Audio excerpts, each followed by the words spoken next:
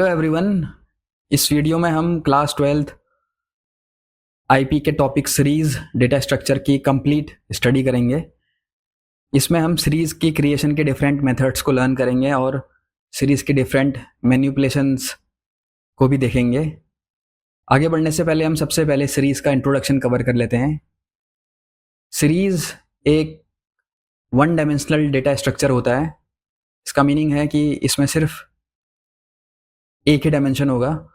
और यहाँ पर मैंने S1 और S2 दो सीरीज क्रिएट करी हुई है राइट साइड में, आप देख सकते हैं।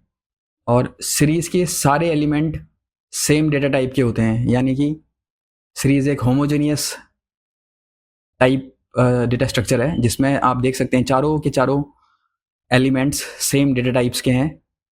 सीरीज का साइज इम्यूटेबल होता है, यानी कि आप आफ्टर क्रिएशन इसके साइज में कोई चेंजेस नहीं कर सकते हैं। यहाँ पर सीरीज का साइज 4 है।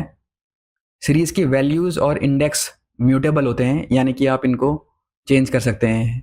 यहाँ पर A, B, C और D चार इंडेक्सेस हैं, आप इनको अपडेट कर सकते हैं और वैल्यूज़ को भी आप मॉडिफाई कर सकते हैं।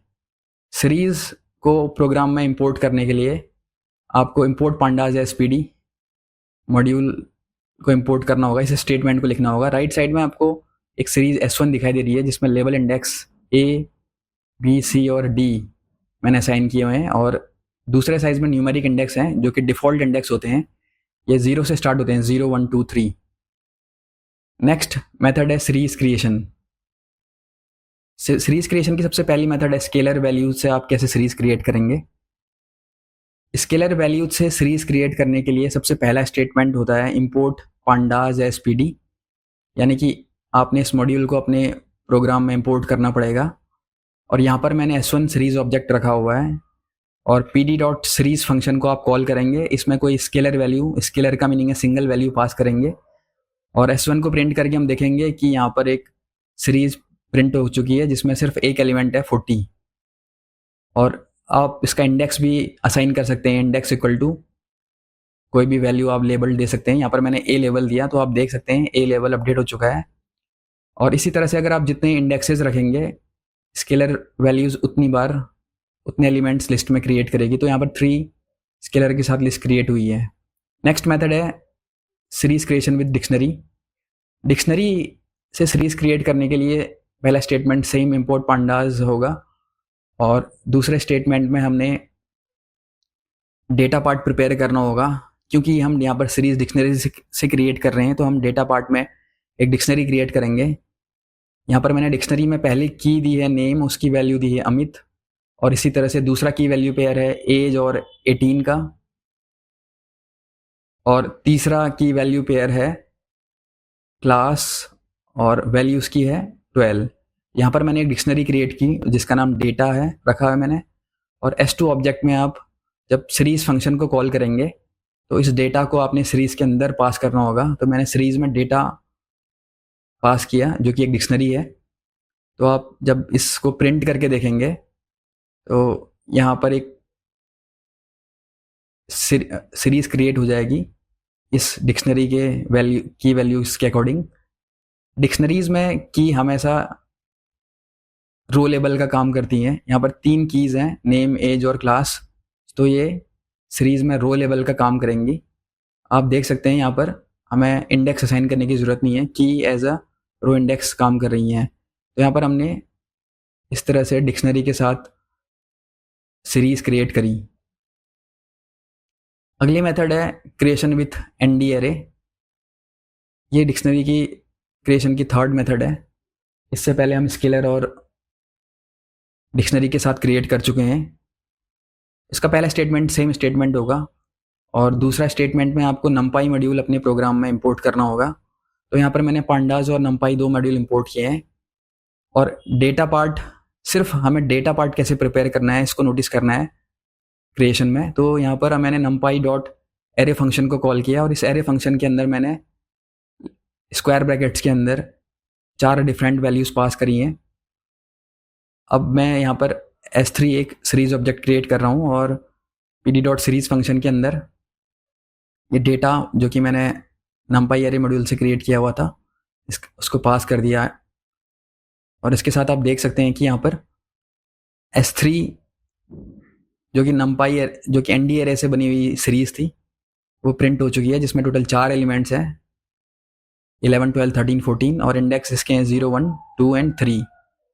अगर आप यहाँ पर इंडेक्स की वैल्यू अपडेट करना चाहते हैं तो यहाँ पर आपको सीरीज फंक्शन के अंदर इंडेक्स पैरामीटर में वैल्यूज़ पास करनी होंगी। जैसे यहाँ पर मैंने, क्योंकि 4 इंडेक्स हैं तो मैं यहाँ पर 4 वैल्यूज़ पास करूँगा A, B, C and D, चारों इंडेक्सेस के लिए।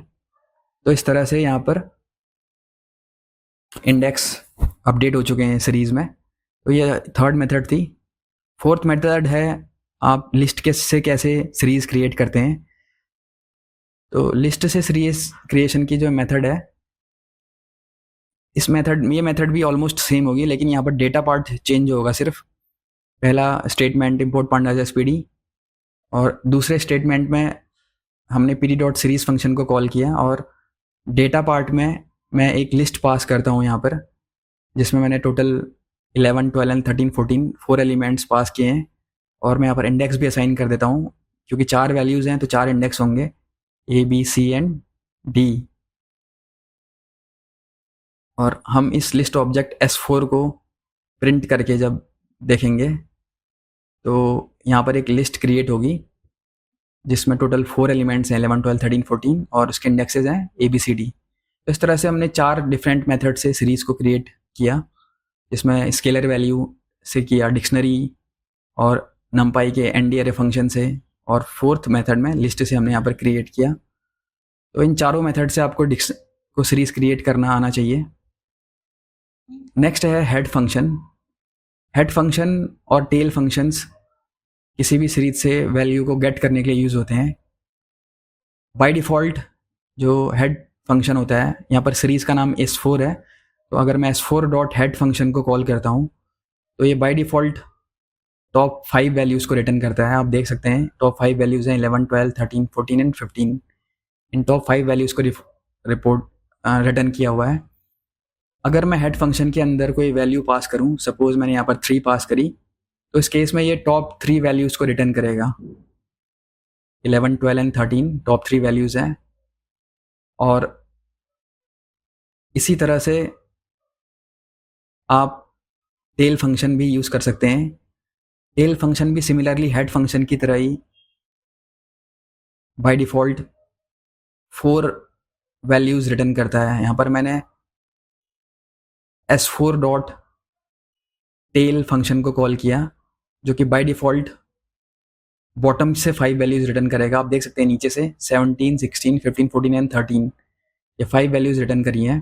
अगर इसके अंदर हम कोई वैल्यू पास करें तो ये बॉटम से इस केस में 2 वैल्यूज़ रिटर्न करेगा, क्योंकि हमने 2 पास किया था। नेक्स्ट है मैथमेटिकल ऑपरेशंस विथ इंटीजर, यानी कि अगर आप किसी सीरीज़ में कोई इंटीजर वैल्यूज़ के साथ मैथमेटिकल ऑपरेशंस परफॉर्म करते हैं तो उस केस में आपको क्या आउटपुट रिसीव होगा। सबसे पहले हम यहाँ पर S4 हमने सीरीज़ क्रिएट करी हुई है। अगर हम इसमें एडिशन ऑपरेशन परफॉर्म करते हैं तो सारी वैल्यू में 2 जो इंटीजर था वो ऐड हो चुका है।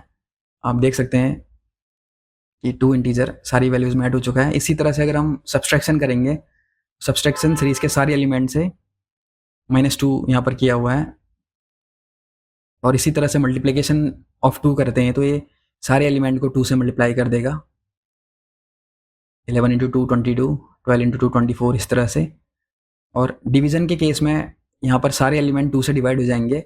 बस यहाँ पर ये पॉइंट ध्यान रखना है आपको कि डिवीज़न के केस में आउटपुट हमेशा फ्लोट के फॉर्म में रिटर्न होता है। आप देख सकते हैं 5.5, 6.0।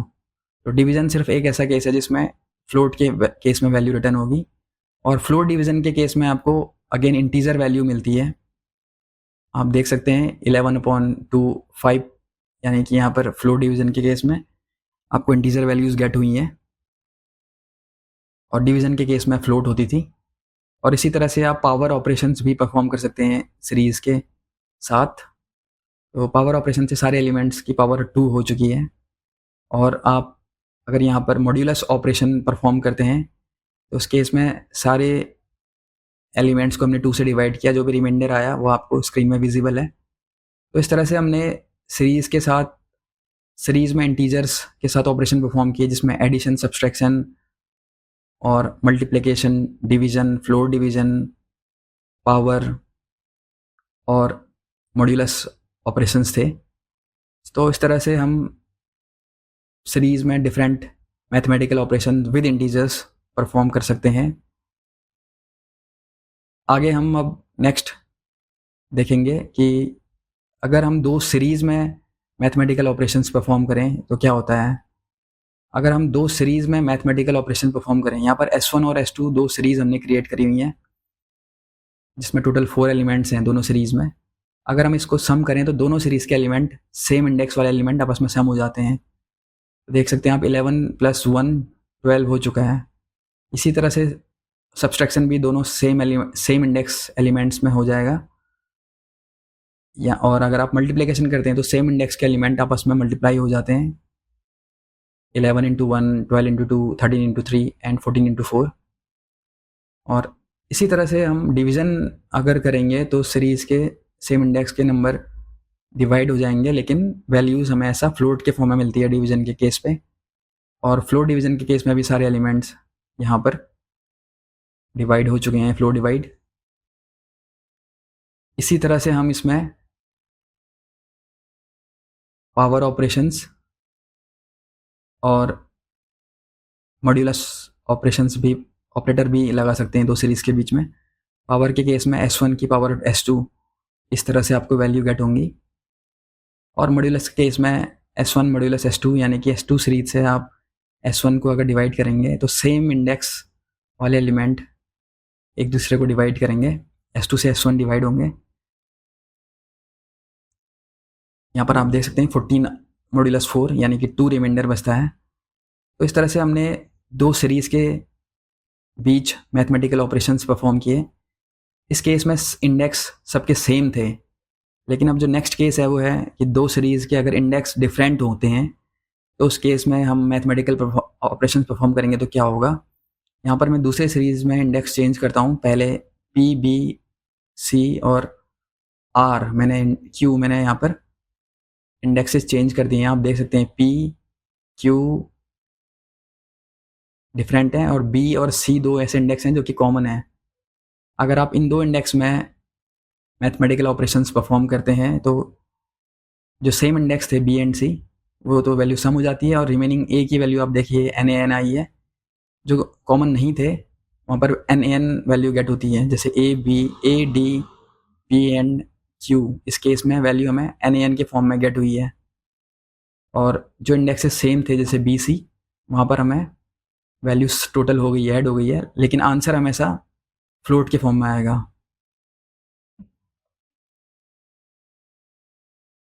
नेक्स्ट मेथड है सिलेक्शन, इंडेक्सिंग और स्लाइसिंग।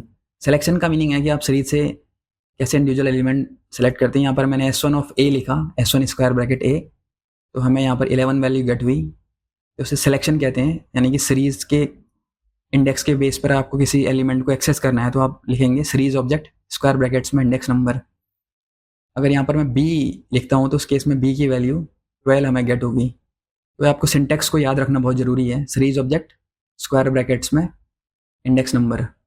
यहाँ पर मैंने 0 पास किया तो 0 यानी कि फर्स्ट एलिमेंट 11 आपको रिटर्न होगा। तो इस तरह से आप लेबल्ड इंडेक्स्ड और न्यूमेरिक इंडेक्स दोनों के से सीरीज को एक्सेस कर सकते हैं, सिलेक्ट कर सकते हैं। अगला है स्लाइसिंग। स्लाइसिंग का मीनिंग है कि आपको सीरीज से एक स्लाइस गेट करना है। तो यहाँ पर मैंने स्टार्ट A और स्टॉप B दिया। तो लेबल इंडेक्स के केस में यहाँ पर आपको A और B दोनों की वैल्यू गेट होगी, यानी कि आपने A से स्टार्ट किया है और B में स्टॉप किया है। तो लेबल इंडेक्स के केस में A और B दोनों स्लाइस में मिलेंगे आपको। और अगर मैं यहाँ पर B:B अगर रखता हूँ तो इस केस में आपको सिर्फ B रो इंडेक्स की वैल्यू मिलेगी और BC के केस में आपको B एंड C दोनों की वैल्यू मिलेगी। तो ये तो था लेबल्ड इंडेक्स से आप कैसे वैल्यू गेट करते हैं। और इंडेक्सिंग टॉपिक आप देख सकते हैं कि हमने सीरीज का इंडेक्स पहले से ही असाइन किया हुआ है ABCD। और न्यूमेरिक इंडेक्स से भी आप स्लाइसिंग कर सकते हैं। मैंने 0 to 2 यहाँ पर पास किया, तो स्टार्ट आप 0 से करेंगे, यानी कि फर्स्ट एलिमेंट आपका 0 है, 0th पोजीशन पर रखा हुआ है, और सेकंड का मीनिंग है 0 1 2 थर्ड एलिमेंट, लेकिन ये हमेशा 0 1 1 दो ही वैल्यू गेट करेगा, स्टॉप -1 तक रन करता है। और 3 के केस में 0 1 एंड 2 ये 3 वैल्यूज आपको गेट होंगी। आपको पता होना चाहिए कि 0 का मीनिंग यहाँ पर स्टार्ट है और 3 यहाँ पर स्टॉप है। और न्यूमेरिक इंडेक्स के केस में स्लाइस हमेशा स्टॉप -1 तक ही गेट होती है, सिर्फ न्यूमेरिक इंडेक्स के केस में। तो यहाँ पर 0 to 3 के बीच में 0 1 2 3 एलिमेंट्स ही हमें गेट होंगे, यानी कि 11 12 एंड 13। तो इस तरह से आप सीरीज में स्लाइसिंग परफॉर्म कर सकते हैं। लास्ट टॉपिक है सीरीज एट्रीब्यूट्स, यानी कि अगर आप सीरीज में एट्रीब्यूट्स परफॉर्म करेंगे s1.index तो ये आपको इंडेक्स रिटर्न करेंगे। और इसी तरह से हम डिफरेंट एट्रीब्यूट्स जैसे series object dot values attribute use कर सकते हैं सीरीज़ की वैल्यूज़ को गेट करने के लिए। यहाँ पर हमें वैल्यूज़ गेट हुई हैं 11 12 13 14, और सीरीज़ का data type dtype get कर सकते हैं जो कि इंटीजर 64 है, आप देख सकते हैं डी टाइप। और हम यहाँ पर सीरीज़ का शेप चेक कर सकते हैं। शेप का मीनिंग होता है रोज एंड कॉलम्स, यानी कि 4 रोज हैं और कॉलम के केस में आपको एम्प्टी छोड़ना होगा। यहाँ पे 4 कॉमा ब्रैकेट क्लोज, ये एमसीक्यू क्वेश्चंस में भी आता है कभी कभार, तो आपको पता होना चाहिए कि इस तरह से आउटपुट गेट होता है हमें। और हम अदर एट्रीब्यूट्स जैसे कि s1 डॉट साइज भी देखेंगे, तो यहाँ पर टोटल 4 एलिमेंट्स हैं, तो इसका साइज हमें 4 गेट हुआ है। और सीरीज डॉट एम्प्टी, क्या आपकी सीरीज एम्प्टी है, तो इस केस में ट्रू एंड फॉल्स, ये फॉल्स रिटर्न किया क्योंकि सीरीज में ऑलरेडी 4 एलिमेंट्स हैं।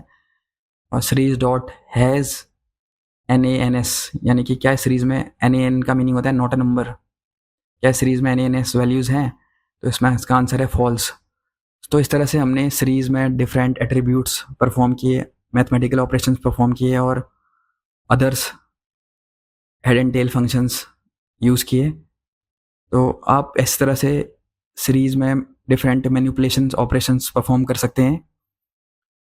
अगर आपको ये कंप्लीट वन शॉट वीडियो अच्छा लगा तो आप चैनल को लाइक और सब्सक्राइब कीजिए, और बाकी डिटेल्ड स्टडी के लिए आप सीरीज़ क्लास 12th IB की प्लेलिस्ट को देख सकते हैं।